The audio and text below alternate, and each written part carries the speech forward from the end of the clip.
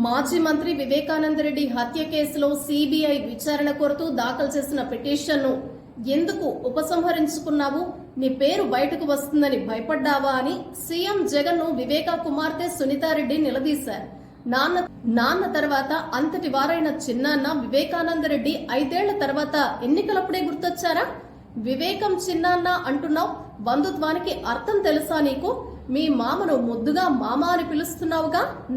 నాన్న తర్వాత నాన్న లాంటి చిన్నాన్న చనిపోతే కుట్రను తేల్చాల్సిన నువ్వు నాపైనే కేసులు పెట్టించడం ఎంతవరకు న్యాయమని సునీత నిలదీశారు. సీఎంగా ఉన్నప్పుడు కేసీఆర్ చేసిన పాపాలే ఆయనకు చుట్టుకున్నాయని మంత్రి కోమటిరెడ్డి వెంకటరెడ్డి వ్యాఖ్యానించారు. హైదరాబాద్ లో మీడియాతో నిర్వహించిన చిట్ చాట్ లో ఆయన మాట్లాడారు. యాదగిరి గుట్ట పేరును మార్చడమే కేసీఆర్ చేసిన మొదటి తప్పు అన్నారు. అక్కడ అవినీతి జరిగిందన్నారు. ఎన్నికల తర్వాత విచారణ చేపడతామని యాదాద్రి పేరును మళ్లీ యాదగిరి గుట్టగా మారుస్తామన్నారు. ఆయన చేసిన పాపాల వల్ల కరువు వచ్చిందన్నారు. వర్షం అంటే కాంగ్రెస్, కాంగ్రెస్ అంటే వర్షమని, దేవుడి పేరుతో కాళేశ్వరం ప్రాజెక్టును కట్టి సర్వనాశనం చేశారని అన్నారు.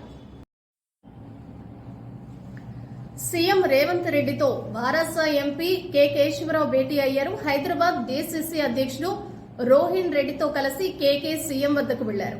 కాంగ్రెస్ లో చేరతానని గురువారం ఆయన ప్రకటించిన విషయం తెలిసిందే. ఈ నేపథ్యంలో మర్యాదపూర్వకంగా సీఎంతో సమావేశమయ్యారు.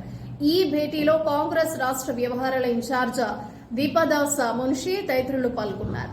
లోక్సభ ఎన్నికలు, తాజా రాజకీయ పరిణామాలపై వారు చర్చించినట్లు సమాచారం.